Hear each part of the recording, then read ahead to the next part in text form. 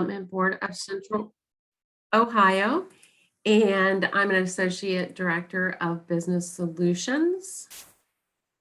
And I think there's a slide with our contact information on it. Great.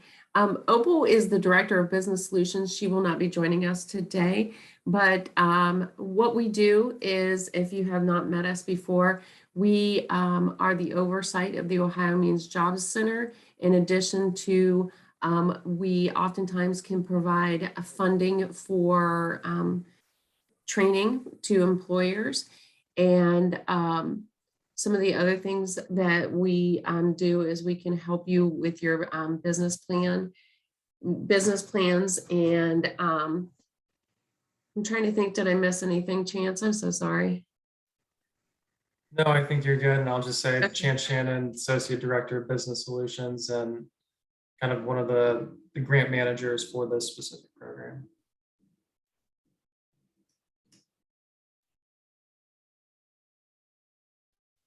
We always try to stick in a quote that we like, and because today we're going to be talking about the funding available to help you upskill your existing workforce, I thought this quote was appropriate.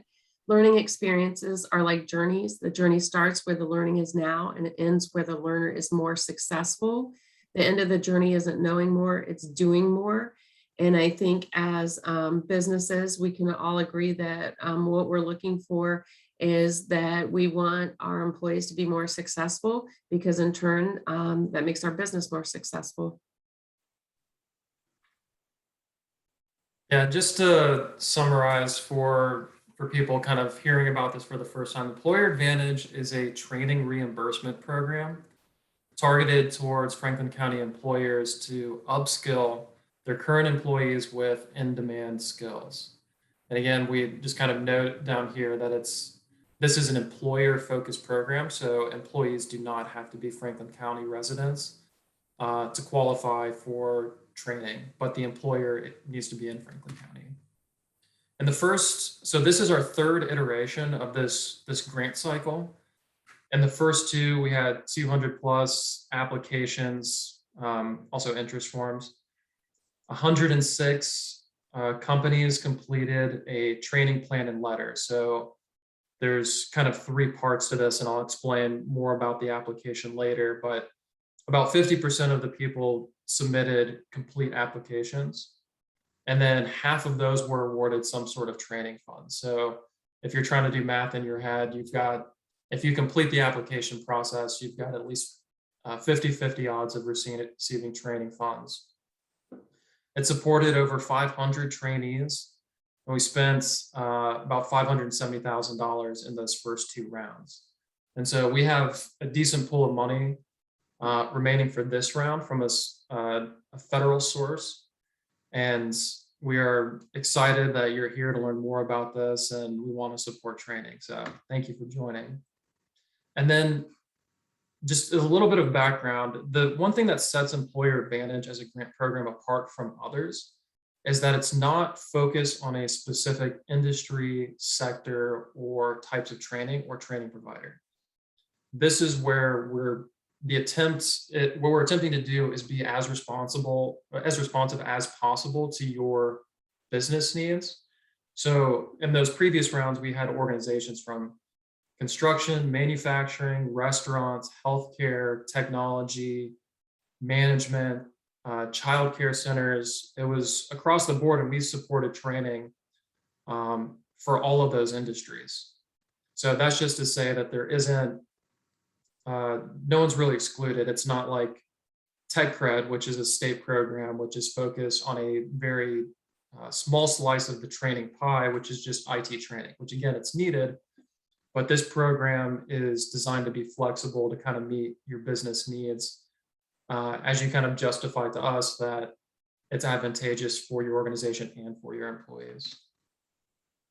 The funding for this program is up to $25,000 per fiscal year. So our fiscal year is July to June. And the reimbursement is not 100%, is a partial percentage based on the number of employees that you have under your FEIN, so your federal employment ID number. If you as an organization have 50 or fewer employees under that FEIN number, then 80% of your training costs can be reimbursed. If you have 51 to 100 employees under your FEIN, it's 60% of training costs are reimbursed. And if you have 101 employees or more, 40% of training costs can be reimbursed. An important thing to note for this, it is an incumbent worker training program. So this is not for new hires. This is for people who have been employed with your organization for 6 months or longer.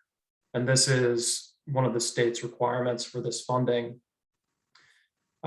So each individual needs to be with your organization for 6 months or longer, unless you have a cohort of trainees where at least half have been with your organization for 6 months or longer. So 50% have to meet that requirement if it's a cohort training. So say, for instance, you want to put 6 people through some credential certification program in your organization.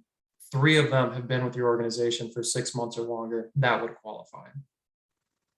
Priority will also be given to workers making less than a living wage. We don't have a firm line in the sand on what wage somebody needs to make.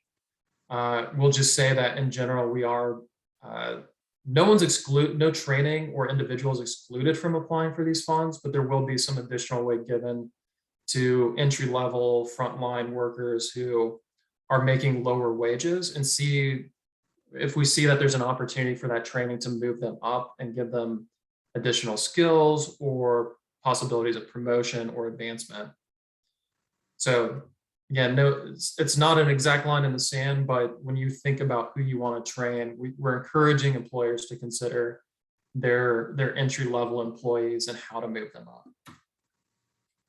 So the training requirements, this is, I mentioned this already, but it must result in a certificate of completion or an industry recognized credential. So certificate of completion, there's a lot of online training programs where, Google or LinkedIn has certifications of completion once you do some sort of online training. They're fairly short. Or an industry recognized credential. So if you've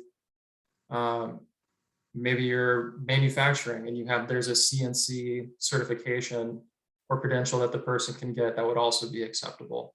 And so we just ask that if awarded, you'll just be asked to share that documentation with us that they received that certification or that credential. And again, the focus is also in-demand skills that lead to in-demand jobs. So we'll talk about this later. This is fairly open-ended. It's important for the company to make the case for it. How is this training going to lead to jobs that this person could potentially make a career out of, that it's in demand? And basically you get to make the case for what in demand is. But you'll see up here that we list a reference called topjobs.ohio.gov. The state has a website that lists a lot of in-demand occupations. So yours might be on that list, but if it's not on that list, that doesn't exclude you from applying. You just have to make your case in the letter. Training must also be short-term. And so short-term is just 6 months or less. The idea was that this funding is supposed to help people get those short-term credentials that kind of help them advance quickly, not necessarily supporting someone who wants to go back and get an associate's degree or a bachelor's. This isn't trying to get college degrees. It's kind of focused on those short-term training programs that lead to those in-demand skills and in-demand jobs. The training must also be a third party, meaning it should be an external training provider. We know a lot of companies have great internal training programs, but for this specific set of funding, it needs to be a third party so that you can be invoiced and we can document that training was completed. Now, the application process, again, we're trying to streamline this to just 3 steps. So the first step is filling out our online application, completing a letter where you make your case for the value to your organization and the value to your employees, as well as a training plan. I'll go into a little bit of detail here in just a moment. So the online application is It's kind of your standard web form. It's just basic contact information, some information about your organization, your FEIN number, and a company description, as well as just a couple checkbox questions, just kind of asking about what the expected outcomes are. So again, this is part of our federal requirement that we have to ask these questions. Does it help you avert a layoff? Does it help you retain your talent? Does it help you, are these skills that help your organization continue to grow? Things like that. So they're not necessarily going to qualify or disqualify anyone, but it's just data that we need to gather for reporting. So it's just kind of some basic outcome questions on that form. So that shouldn't take anyone too long. It's pretty straightforward. The letter is, again, I've probably said this too many times already, but it's the opportunity for you to explain the value of this training to your organization and to your employees. Again, for example, does it increase skills, retain employment, avert layoffs? Is it necessary for growth? How are these certificates or credentials valuable to you and to your employee? Does it lead to a wage increase or promotion? If it does, that would be great information to share with us. And then the third component of the application is the training plan. So you can go to www.dbco.org/employer advantage fund. And on there, there's a little link that you can click and you can download the template for this Excel form where you just put some basic information about the employee and the training. And this is how we build the budget for what costs are reimbursable to you. I imagine this is probably pretty difficult to see, so I'll just go ahead and read some pieces of it. There's two blue bars on the top. One is just your company name, but the other one on the right is also important to us, where it says, please select the total number of employees under your FEIN. So if you remember at the beginning, we talked about if you have 50 or fewer employees, that you get one reimbursement rate, 51 to 100, it's a different reimbursement rate, and 101 and more, it's a different reimbursement rate. So if you select, you have that option to select in that blue box on our form, and that updates that 40 to 60%. So if you're a smaller company, that would automatically update that you get 80% reimbursement and 20% as your cost. So on the left is, again, basic information about your employee. So the employee name, job title. We do ask for home address, and I'll reiterate again that this information is all kept confidential. We don't share this with anyone. This is just kind of for our internal knowledge, just kind of aggregating, where are these people, where, how are we doing at serving the county as a whole? So again, this is all confidential information and will not be shared with anyone. We also need an employee ID, their date of hire. So again, that's our check to see if they've been an employee for at least 6 months or longer, or at least the half of the cohort has been employed for 6 months or longer. Their hourly wage, whether or not they're a full-time employee. And then there's some kind of demographic information like education level, race, gender. That is not required, but is valuable for us as a tool to kind of monitor that we're serving not just one specific group, but this program has reach. And then the next part of it is information about the training provider. So who is the training institution? Is that Columbus State? Is that New Horizons? Is that Tech Elevator? Is it CTEC? Who is the organization who's doing the training? And then what is the name of the training? Is it a CNC machine training? Is it a Excel training? Is it a medical assistant certification? Is it a childcare certification? That's where you kind of put that information in. And then what are the skills attained through this training program? So that's where you kind of talk about kind of the sub bullets in that training description. So it's an Excel training, but then they learned how to input formulas into cells and the details of that specific training. Does it result in a credential or certificate of completion? If you answer no to any of these, then the training wouldn't qualify. So when you get done filling out this form, you should have yes in all of those columns that it leads to a certificate of completion or a credential. And then we just ask for the expected start date of the training and the expected date of completion. Again, that's just our check that it's a short-term training. Is it something that can be done within 6 months or less? And then the total training cost. So that will auto-populate in those last two columns based on what your reimbursement rate is. So, and I just wanted to clarify here too, that the max limit of $25,000 is not the total cost of the training.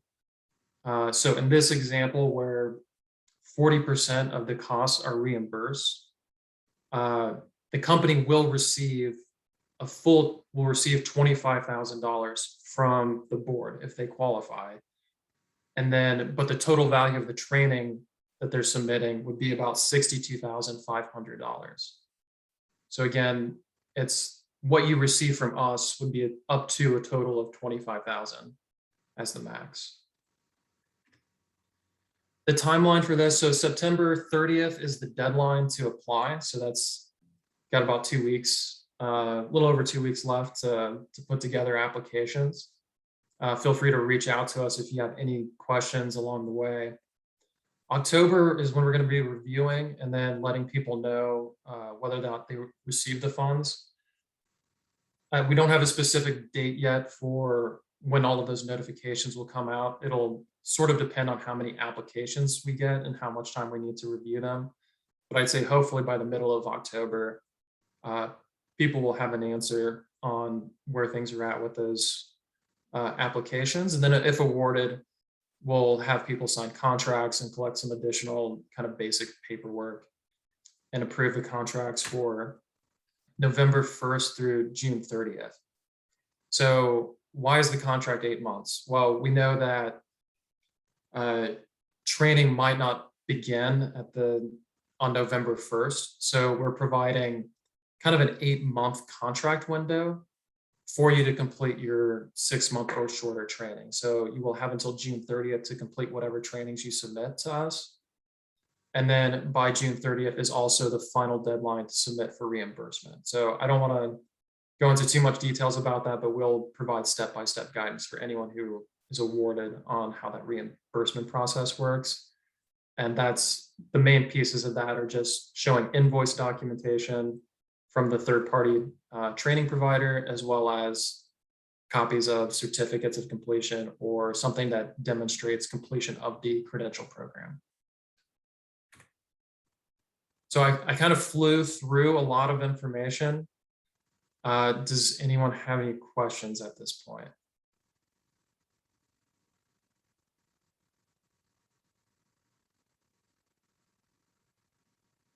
I either did a really good job or I intimidated people with all of that information.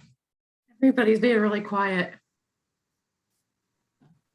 I think you did a good job. It was very informational and kind of like a review. So I think I got it. Awesome.